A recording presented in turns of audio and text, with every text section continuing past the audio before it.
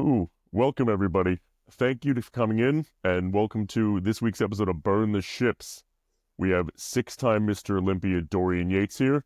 Dorian, what's going on, man? It's great to see you. What's up, John? Thanks for having me on the show. Have a little chat, yeah?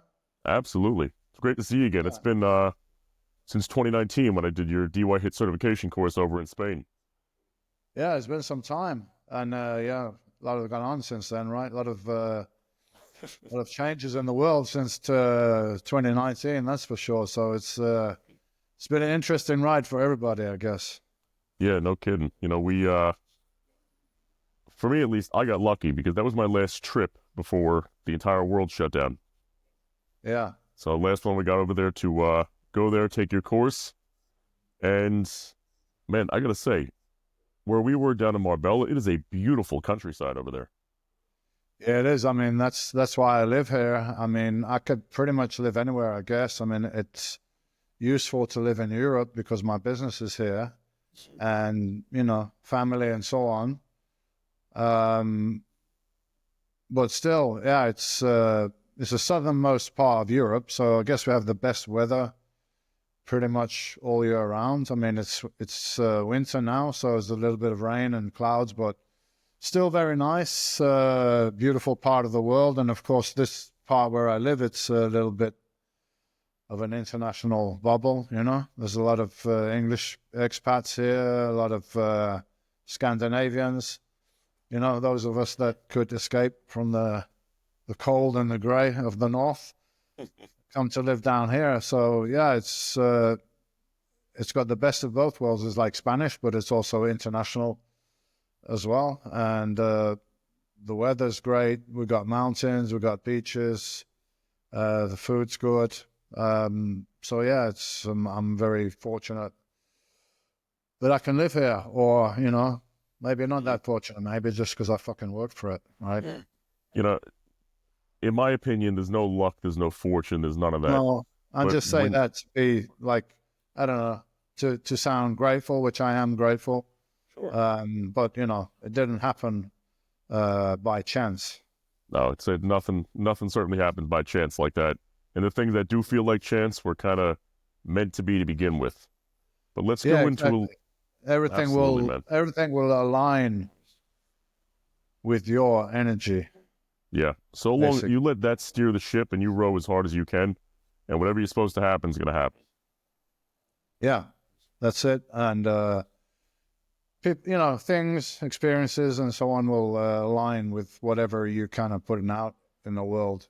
I think that's the thing you've got to master, and that's always a work in progress. Absolutely. Anyway, what Yeah, no, are man. you thinking? What are you putting out there? Like constantly kind of like checking on yourself.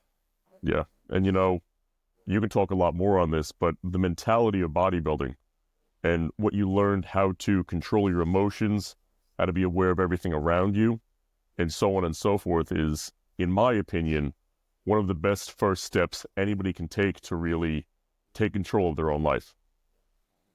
Yeah, absolutely. And it's not just a physical thing. Physical, you're getting stronger, but mentally, you're getting stronger as well. And it's a good, it's kind of like a microcosm of life, right? Yeah. You will have challenges in life. You'll have things you need to face, and it's how you're going to face up to it. And I think if you're continually got something in your life, that's somewhat of a challenge, a physical challenge, or whether that's lifting weights or being in the cold or being in the hot or some kind of challenge, and that you're able to like control this and overcome this on a daily basis, this will give you resilience and strength for any other situations that you're gonna, that you're inevitably gonna come across in life. So it's like a testing ground. What you're going to do in the gym, maybe you're probably going to do outside. So it's good to put yourself through that challenge. This world has kind of taken that away from us, and that's one of the reasons why people are so sick, mentally and physically. Actually, it's all connected. Yeah, people are sick and they're very soft nowadays as well because, back in the 90s when you were competing, even before that, let's say the late 80s when you were getting ready to be at that level, you didn't have the world at your fingertips like we do nowadays. You had to do due diligence. You had to read the textbooks. You had to find the information to get to where you had to be today. And Well, in your nobody did, case, and that's the thing. Nobody did. exactly.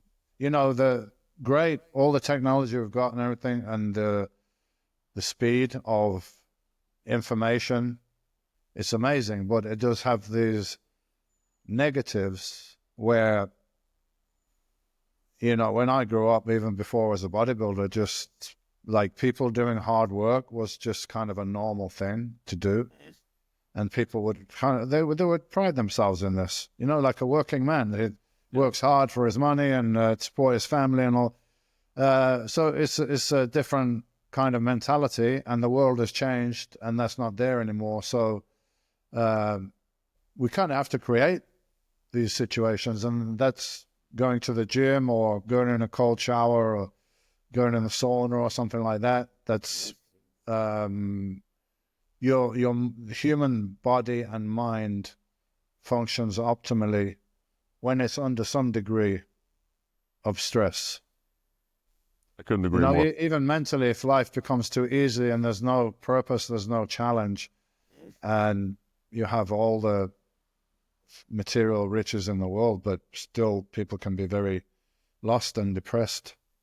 Yeah, you see a lot of people, they'll work their entire lives to retire. And then the second they retire, they have no reason to get up in the morning.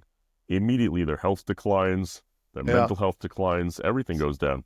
You need that reason to get up. Actually, I asked Joe Weider, because Joe Weider was the guy, right? Yeah. The Weider Empire. And I was doing a photo shoot, and he comes along, right? And he's really interested and involved and had some good input and everything.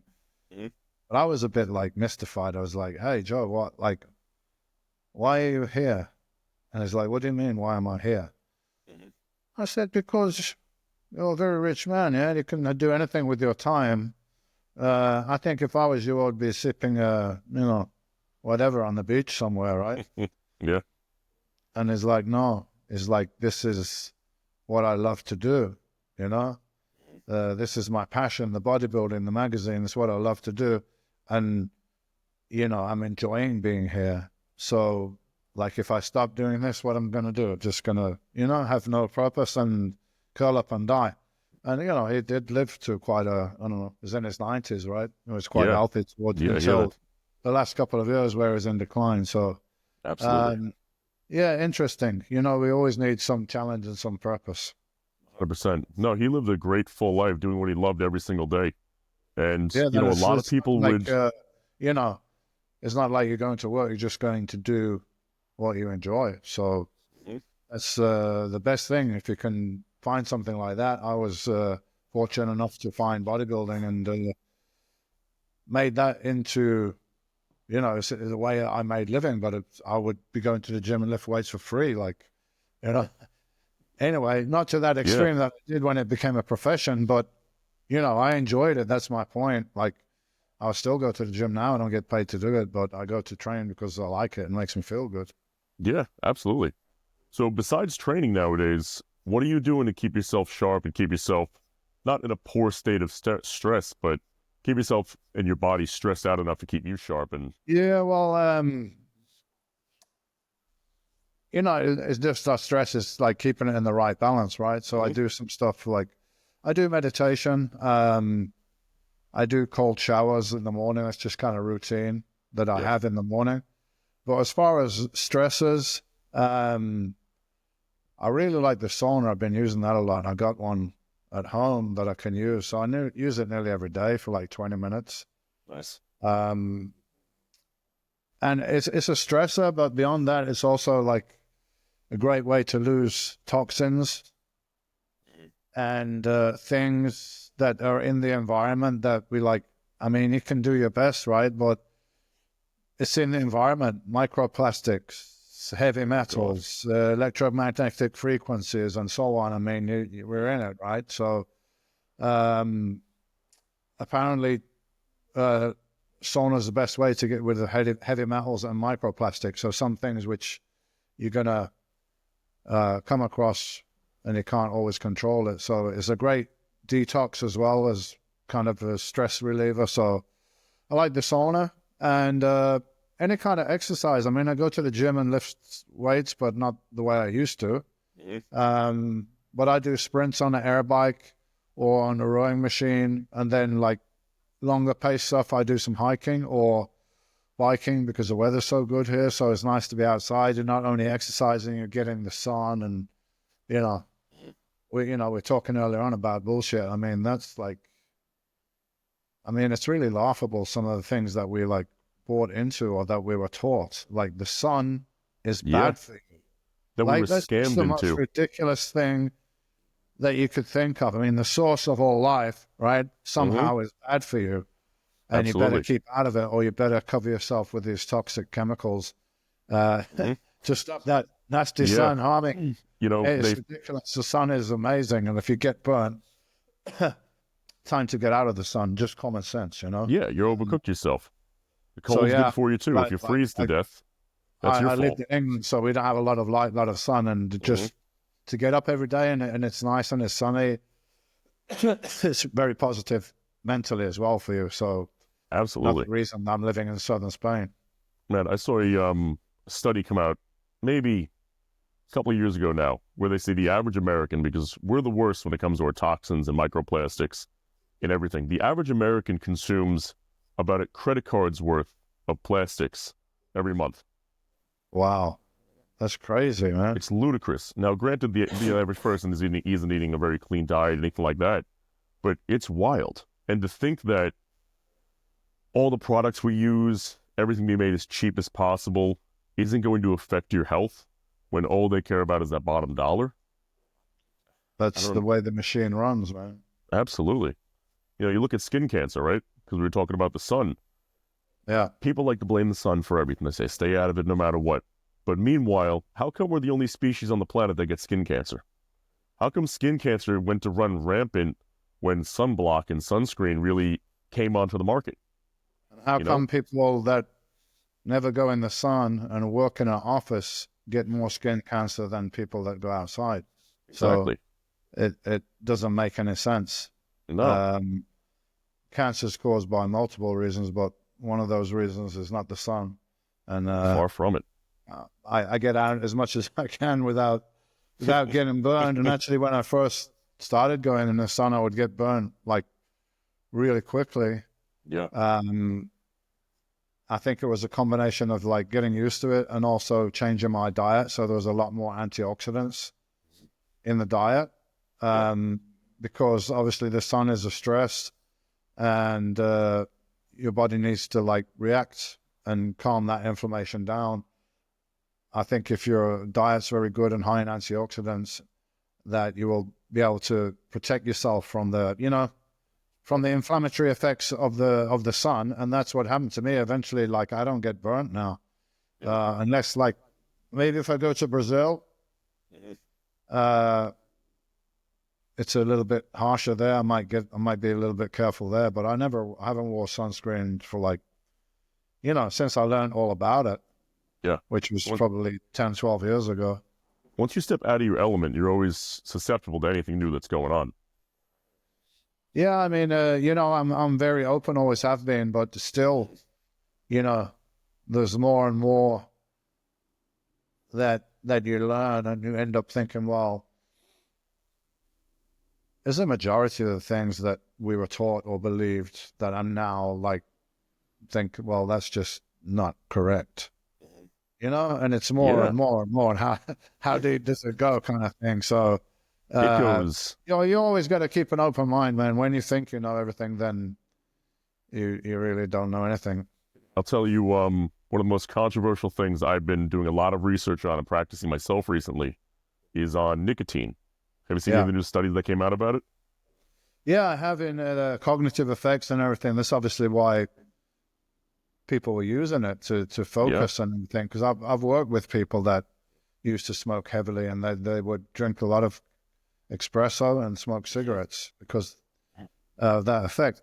But also, did you know, I mean, I found out this before because I assumed it was nicotine, but I didn't know if it was nicotine. But I knew that men who smoke cigarettes raise their testosterone 20, 30%. Yeah, that's So all I the was nicotine. thinking, well, maybe that's why all the guys were a bit more macho when I was younger, because like it was almost like as a man, when I was a young kid, as a man who didn't smoke, I mean, it was a bit like, what's wrong with that guy? Yeah, You know, he's a bit absolutely. of a sissy, and you don't even smoke, you know? And so there was something to it, They're right? There absolutely. was something to it there that, maybe the nicotine's not a problem. Maybe it's 1,001 chemicals that they Yeah, spray all over the tobacco, including formaldehyde and just, I mean, really toxic shit. And you're smoking that and inhaling that in your lungs. yeah. I think that's really the problem. I Even don't they even know found, if there's a big problem with tobacco if it was really natural. I mean, it's been used by indigenous people forever. So I don't know. I haven't looked into it enough yeah, but I could guess that if it was really natural tobacco, it's probably very little harm. yeah. If anything, It's just my educated guess. no, I agree. In terms of not even just little harm, but very beneficial. Every Yeah. nightshade, every tomato, every eggplant has nicotine in there as well. So Well, what else there were? I did a lot of psychedelics and ayahuasca that I did with Shipibo shaman from Peru and other places. And to them, tobacco is another sacred master teacher plant, is a spiritual plant for them. But they explained the one that they use is kind of like the original tobacco, and then cigarette manufacturers use kind of a hybrid tobacco, I suppose. I'm sure they But I do think to it's make. more of what they put on the tobacco that's Sure. harmful. I'm sure it's a combination of the two because that's similar to what goes on with bananas nowadays. Where if you buy a banana flavored product, right, that's the flavor of a banana that's actually an extinct species now. Meanwhile, the bananas you see in the supermarkets aren't anything even remotely close to what the true flavor of a banana is supposed to be. No, So, I mean, a real banana has seeds in it, actually. yeah, exactly. Seeds, You and know? there's hardly any actual fruit in there. Yeah, so most of the plants have been hybridized to give us more, edible produce. Like a carrot is just a root originally, just a Yeah, stringy little root, and then, through a process, they made a carrot, and yeah, then the later natural on they made selection. orange, hmm started to All make an those orange. things. So, yeah, there's the whole debate now. Is are vegetables really necessary? Are they harmful? Are they neutral? You know, it's so hard to say sometimes, but if you look at how do I describe it, there's just so much studies out there nowadays about the actual benefits of vegetables, whether they're good or bad. For me, I haven't had a vegetable in at least 7 years. Yeah. Now, my digestion got phenomenally better. And you look at all the plant defense chemicals that are in there, and you have to ask yourself, do we need these? Or is it something that we've been prolonged to believe that we do? Give me 1 second. I don't think we need them.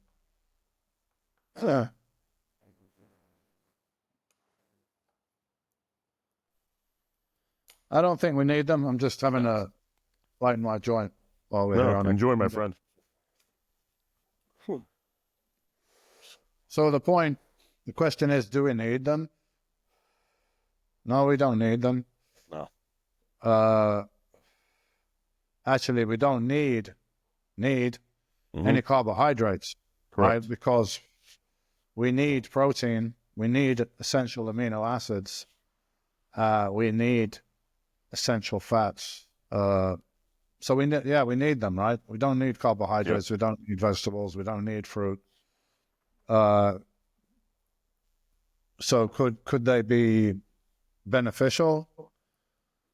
Yeah, I think maybe, but they can be harmful as well.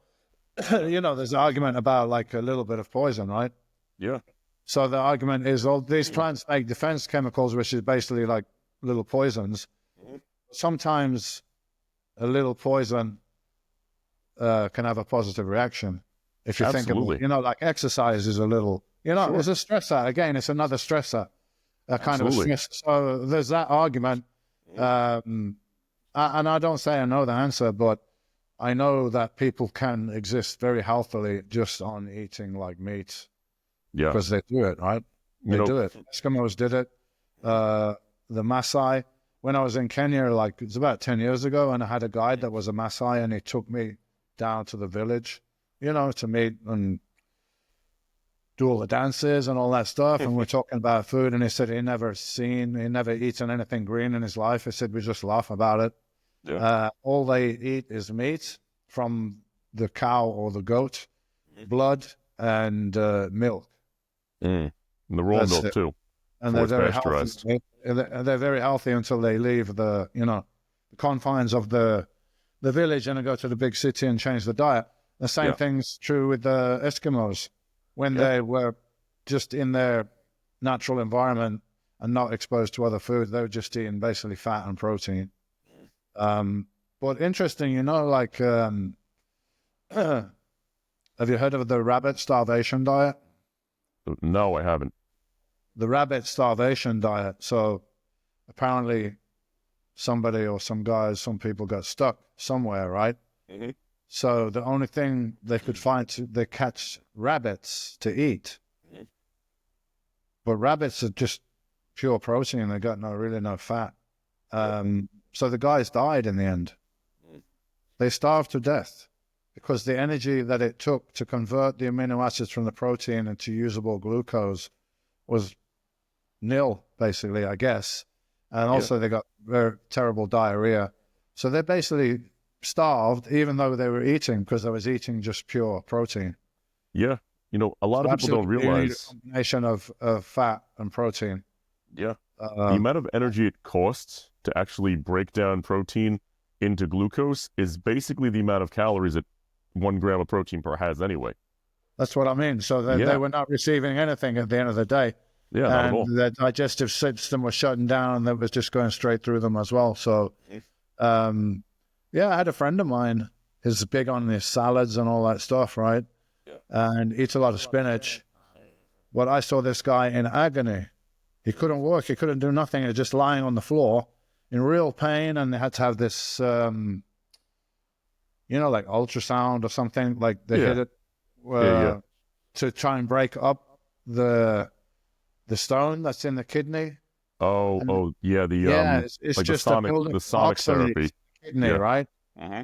So, hey man, if you ate a steak, right, or if you ate a steak every day and you ended up on the floor in fucking agony, nobody would want to eat a steak again, right? Yeah. But so I think, well, if you can get such a bad negative side effect of it, I mean, then it's the negative. I can't see it being more beneficial than the downside, right? So far from it. Yeah, I kind of stopped eating spinach and kale after that. Mm-hmm.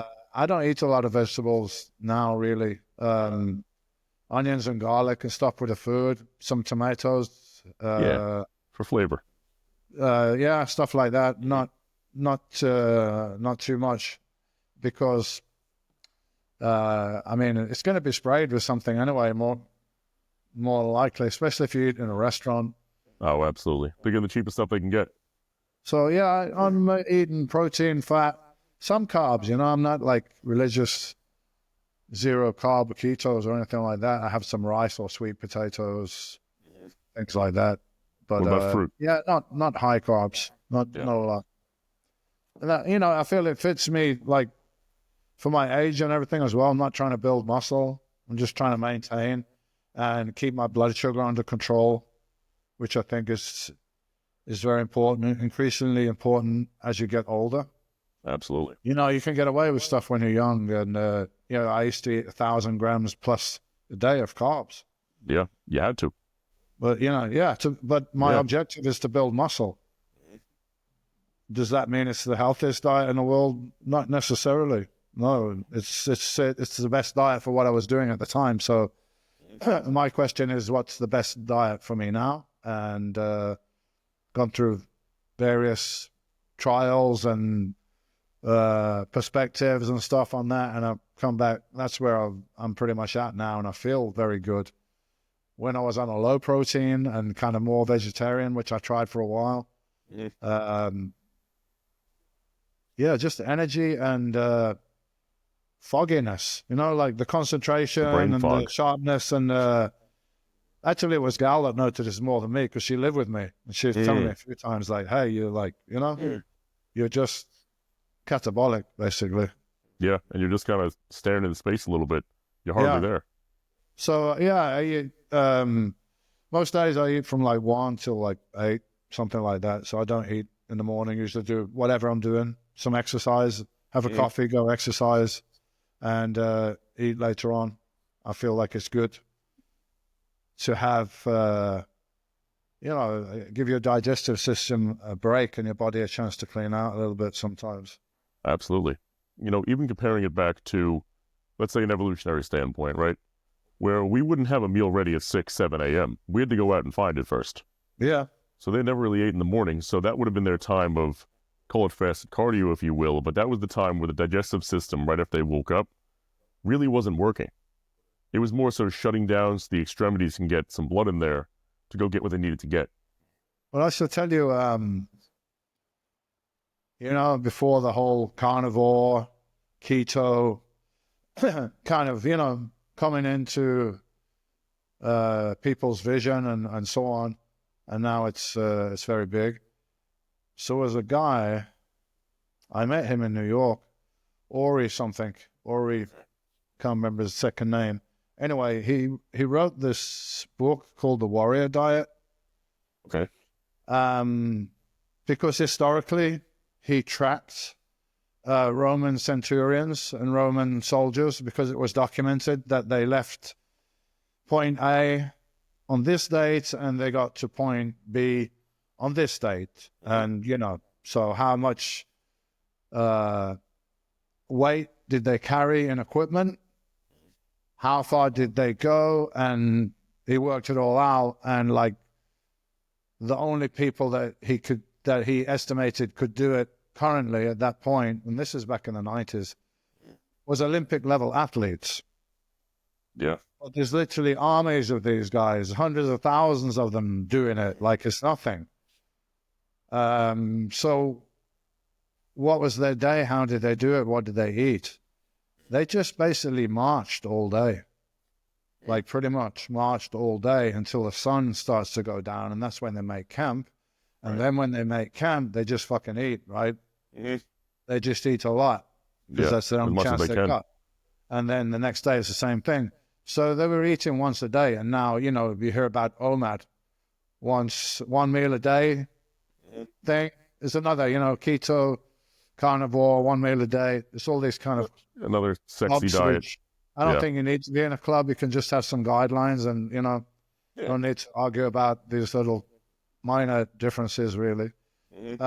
And those guys so some people are only eating once a day and doing very well on it and keeping a high level of muscle mass and so on. Yeah. Is it the best way to do bodybuilding? Again, probably not, but it seems to be healthy diet. I've seen some studies on people that have done it and the MRI, body fat analysis and everything, and they're very lean and doing very well. So, yeah, that's kind of the approach that I'm taking now, not eating too often, eating more fat and protein, which anyway satiates you. You don't have this spike up and down with the blood sugar, so you can just get on with your day and do your things and not have crashes. Yeah. And, diets like that become more and more popular nowadays, and people feel so much better because the average American's diet food-wise, the quality of the food is so low that if you're putting less garbage in you all day, that alone is a victory. Yeah, and you're receiving some nutrition, and you're not overeating calories because you're spiking your blood sugar. Your body's not receiving nutrients, and then your blood sugar is crashing down. So you're just craving. Your body's saying, give me some fucking nutrients, right? Yeah. And all you're doing is throwing in some sugar in there, and it's just going to keep asking for more, and then you're on this vicious cycle of like eating and crashing and eating, and it's that's what I'm trying to say. Don't get too complex with this situation. Is it this? Is it that? Splitting hairs, really. Yeah. Just eat some good quality protein. Don't be scared to eat fat because of all the propaganda from the last fucking 50 years. It's all false, yeah? So if it's a natural saturated fat, it's great. It's what human beings existed on for hundreds of thousands of years. So fat and protein, great. Keep the sugar out. Keep the carbs fairly low. And that's it. I mean, don't overcomplicate it, right? Dude, people like to overcomplicate every single thing when it comes to their diet. They have to justify... And it becomes like an OCD thing, right? Yeah. It's unhealthy. I got a friend who follows the carnivore keto diet to the T, and it's great and everything. But I'm like, yeah, but what if you're like me and you fucking travel and you're going to be in an airport and then you're going to be on the plane for 10 hours and, sometimes you got to compromise a little bit, right? So, and also I don't want to get into that territory. I did super strict diets for bodybuilding in the past, and I don't want to get like, OCD like that. So I feel like 80% of the time I'll eat really good and I'm disciplined about it, but I'll reserve 10 to 20%. Like I'm going to have a beer. I'm going to eat some ice cream. Gal brought some fucking, what is it? I don't know. Haribo's home, these sugar, shitty, addictive sweets. I just ate the whole bag. That's it. I'll bring it again. I'll eat the whole bag again. But, exactly. My point is, if you've got a good, healthy metabolism, you can get away with a little bit. And, it's part of life, man. Sometimes you got to ease up a little bit. So, yeah, you got to ease up and enjoy. If you do 80% the right thing, you're on track. Everything's okay. Absolutely. You're giving your body the proper fuel it needs to run efficiently, and you're still going to enjoy your life a little bit. And there's a time and place for everything. Exactly. And, it's not hard to go in a restaurant and get a steak. Like, I get steak and eggs. Yeah. Everywhere I go. Sometimes you can't. And that's what I'm saying. Sometimes I can't. And I don't like shit, man. I got to, starve and wait until I can get a steak. I'll just compromise sometimes. Yeah, you have to. That's life. Hey, my battery is pretty low, man, and I don't have a charger with me. No worries. So, no worries. How much time does it have left? I don't know. Let me see. Battery. I got 10%, so it's probably good for a while. Cool. All right. Just flashed up. So I just wanted to let you know. Awesome. Let me know when it gets closer to 5. Okay. But something I did want to touch on too is your trip to Uganda. Because I saw you were with the apes, you were with everything, and I was reading the description a little bit. There's actually it's quite interesting whole backstory to that, really. So, I mean, you probably know because you read my book and everything. Sure. I grew up around animals on the farm and everything like that. I always loved animals and wildlife, and when I was bodybuilding, I really took an interest, and I watched all the documentaries and stuff. And one day I'm going to go out there, but right now I can't because whatever, I'm doing something. And I got particularly interested in the mountain gorillas. I don't know if you've ever seen the movie Gorillas in the Mist with Sigourney Weaver. I have, actually. Yeah. Yeah. Anyway, so it's some volcanic mountains in Uganda and Rwanda. I think they're going a bit into Congo as well. And it's a distinct species of gorilla. So it's not the normal lowland gorilla that you might see or you might see in the zoo. These guys do not survive in captivity. So they've never been in captivity. And they live in the rainforest on top. And so I took a real interest, and there was only like 600 in the world surviving. At some point when I started getting interested when I was Mr. Olympia. So I was donating money and sponsoring some of the gorillas because, as you saw, or if you remember in the movie, she kind of habituates the gorillas, so she keeps visiting them until they become like accepting of her presence. Mm-hmm. So they continue with that work so that people can go up and visit the gorillas and they don't just like instinctively run away, which they normally would do. Yeah. That positive reinforcement is built. So yeah, they kind of see you as part of the group after a while. So I sponsored the gorillas and stuff while I was training, and then when I had an opportunity, I finished competing and I had spare time and some money. So I went out there, and you can go up. There's like maximum, I think, 8 people per day. You have to get a permit, and you go up with the trackers and the security and everything. So 8 people can go, and you track them until you find them. And then you got 1 hour to like stay in their presence, and you can film and take pictures and everything like that. So good news is there's more than 1,000 now there. So through the ecotourism and the protection and everything, they've increased the number there. So yeah, I went there in 99. I went back in 2012 to take Gal, to show Gal, because I wanted to show her and she wanted to see. So I took her, and then this time was with my daughter. So I wanted to share the experience with her and take her there. And then there were some kids that we sponsored for schooling and stuff, because they were like kids that, you know, you got to pay if you want to go to school there past like very basic level. So we took some kids from the village there, and then they're doing great. The girl is now studying computer science in university, and the boys in college. So it was great to meet them and, you know, see what they've done in the meantime since we visited last time. So yeah, it was a you know, it's a once in a lifetime opportunity or experience, as they say. Absolutely. 3 times now. So hopefully I'll do it again at some point in the future. I don't see why not, man. Yeah. So listen, before we lose you on the battery, just in case, plug yourself a little bit. What are you trying to put out there more? The DY HIIT program. What do you have going on now?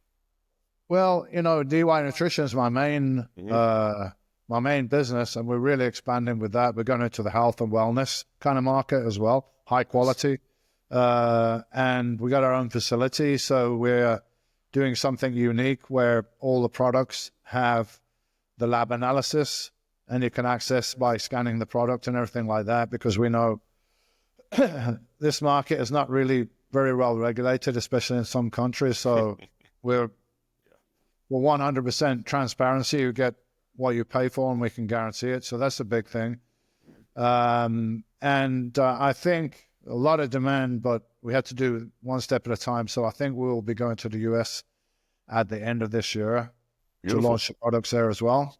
Nice. So looking forward to that. We'll be doing something at the Mr.Olympia yet. So I can't say exactly yet, but I'll be there at the Mr.Olympia.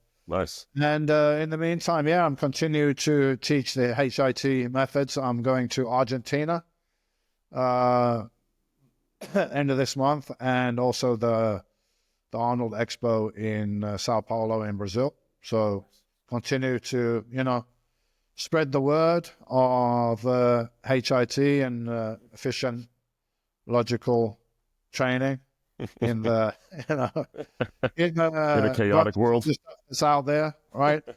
Yeah. Everybody has something new or something that they want to say, but we're trying to keep it, you know, get people real information, real results, and continue to do that. Just, you know, I like it. I like to work with people in the gym, and, you know, I find increasingly it's not just about the training. It's not just about the gym. We're working on psychology and spiritual energy and stuff by the end of the week, because we spend a lot of time together.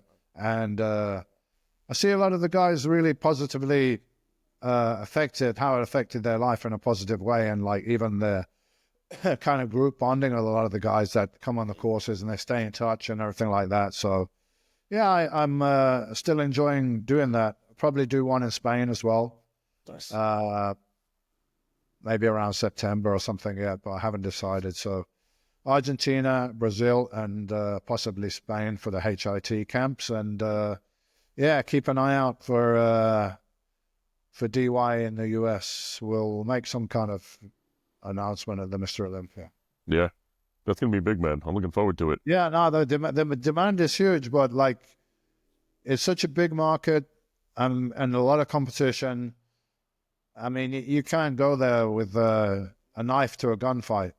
Yeah, no. You know what I mean? Yeah, you gotta come out ready. You gotta be ready or wait, you know? So Europe and Middle East were really big markets that just keep growing, and we had to get our facility and everything. But I think we're ready now to step into the other markets. So I'm looking forward to that.